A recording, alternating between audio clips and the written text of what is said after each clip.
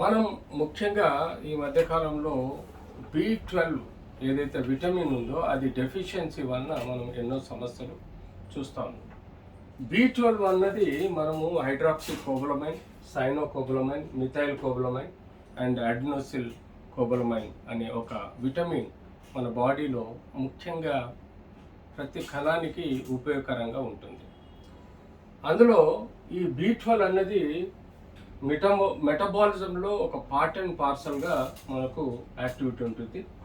ఇందులో B vitamins మన బాడీలో ఉండే డిఎన్ఏ ఫార్మేషన్ కానీ డిఎన్ఏ పెరగడం అంటే దాని అభివృద్ధిలో దాని ప్రక్రియలో ఎక్కువగా హెల్ప్ చేస్తుంది. అంతేకాకుండా నరాల ఫంక్షన్ కూడా అంటే నర యొక్క యాక్టివిటీ కోసం కూడా దానిలో ఉండే ఇంపల్సెస్ పంపించే విషయంలో కూడా B12 ఎక్కువగా హెల్ప్ చేస్తుంది. అంతేకాకుండా ఈ సర్క్యులేషన్లో ఉండే రెడ్ బ్లడ్ సెల్స్ని కూడా ఫామ్ చేయడానికి కూడా మనకు రక్తంలో ఎక్కువగా దోహదపడుతుంది.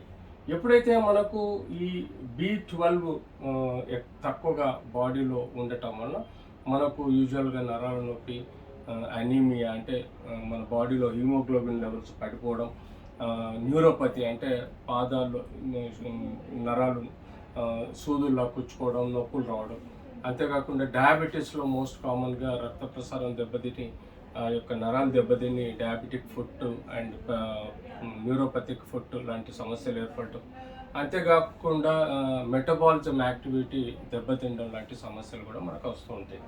సో ముఖ్యంగా ఎందులో మనకు ఈ ఫుడ్ ఈ యొక్క విటమిన్ ఎక్కువగా ఉంటుందంటే ముఖ్యంగా మనకు లివర్లో, అలాగే ఫ్యాట్లో, అలాగే ఎగ్స్లో, అలాగే డైరీ ప్రొడక్ట్స్లో, పప్పు దినుసులలో మనకు ఇవి ఎక్కువగా ఉంటాయి.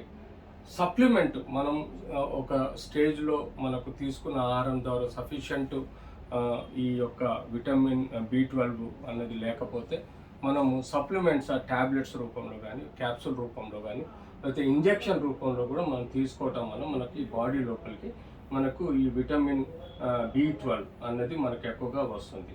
సో యాజ్ ఇట్ ఈస్గా మనకు ఎప్పుడైతే కాంప్లెక్స్ అంటే ఈ యొక్క కోబాల్ట్ కానీ లేకపోతే కొరిన్ అంటే కొన్ని మినరల్స్ని కూడా మనకు ఇంట్రాక్ట్ అయ్యి ఎక్కువగా డెవలప్ కావాలంటే మనకు ఈ యొక్క విటమిన్ B12 అన్నది మనకు సఫిషియెంట్గా ఉండాలి.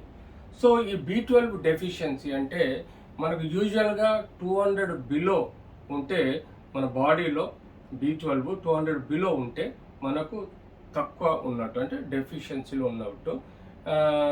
200కి అబోవ్ ఉంటే మనం నార్మల్ రేంజ్లో చూసుకోవడం జరుగుతుంది. యూజువల్గా ఏమవుతుంది B12 తక్కువ ఉన్న డెఫిషియన్సీ ఉన్న ప్రాబ్లం ఏంటి, మనకు ఒళ్ళంతా ఒకలాంటి జలదరింపు, లేకపోతే పని చేయలేని లెథార్జిక్ లైఫ్, ఫెటిగ్ అంటే ఊరికే మనము నీరసం చెందడం లాంటివి ఫెటిగ్ ఎక్కువగా రావడం జరుగుతుంది. దాంతోపాటు సిక్గా ఫీల్ అవ్వడం, కళ్ళు తిరగడం, అంతేకాకుండా లైట్ హెడెడ్నెస్ మన తలలో ఎక్కువగా లైట్గా ఉండిపోయి తిరుగుతున్నట్టుగా ఫీల్ అవ్వడం, అప్పుడప్పుడు మనకు డిప్రెషన్ అంటే ఏదో తక్కువైనది ఏదో ప్రాబ్లం ఉందన్న విషయాలలో సైకలాజికల్గా డిప్రెషన్ రావడం, కొంత మేరకు మెమరీ కూడా లాస్ ఉండడం, బాడీలో ఏవైతే మూమెంట్స్ ఉంటాయో వాటిలో రిఫ్లెక్సెస్ ఏవైతే ఉంటాయో అవి తగ్గిపోవడం, కన్ఫ్యూజన్ రావడం, అంతేకాకుండా స్కిన్ కూడా పేల్గా రావడం, అంతేకాకుండా ఏదో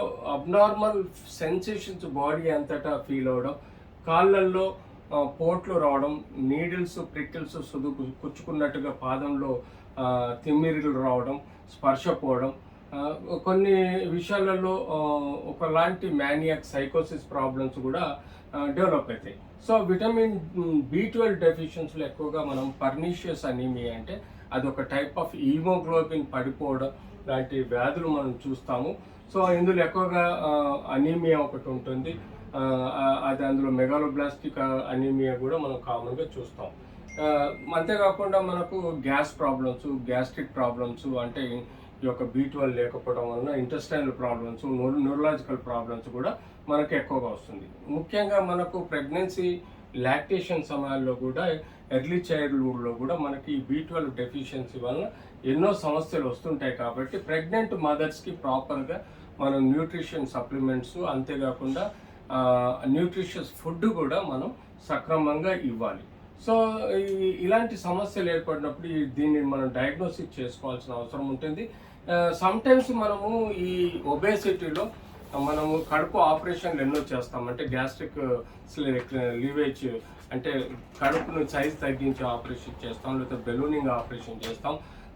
తీసుకునే ఆహారాన్ని పూర్తిగా కంట్రోల్ చేస్తాం కాబట్టి వాళ్ళకు విటమిన్ B12 డెఫిషియన్సీ కూడా ఎక్కువ వచ్చే ఆస్కారం ఉంటుంది. యూజువల్గా మనం మీన్ కార్పస్కులర్ అంటే రక్త పరీక్షల ద్వారా ఈ బాడీలో విటమిన్ B12 డెఫిషియన్సీ ఎంత ఉందన్నది చెప్పుకోవడం జరుగుతుంది. అందులో ముఖ్యంగా 200 బిలో ఉంటే డెఫిషియన్సీలోకి, అంటే 150 140 ఉంటే డెఫిషియన్సీలోకి తీసుకోవాలి. 200 అబోవ్ ఉంటే మనకు ఈ యొక్క B12 ఎక్కువగా ఉన్నట్టుగా పరిగణలోకి తీసుకోవాలి. So treatment point of view మనం రెగ్యులర్గా మార్కెట్లో అవైలబుల్ ఉండే 1000 మైక్రోగ్రాములు కానీ 1500 మైక్రోగ్రాముల యొక్క ట్యాబ్లెట్ ప్రతిరోజు ఇవ్వడం, లేకపోతే ఆల్టర్నేట్ డే ఇంజెక్షన్స్ అవైలబుల్ ఉంటాయి. ఆ ఇంజెక్షన్స్ ఇవ్వటం వల్ల కూడా మనకు ఈ యొక్క విటమిన్ B12 డెఫిషియన్సీని మనం చేయగలుగుతాం. సో డైటరీ రికమెండేషన్లో మనం చెప్పుకున్నట్టుగా ఆహారం, న్యూట్రిషన్ వాల్యూస్ పెరిగే విధంగా మనం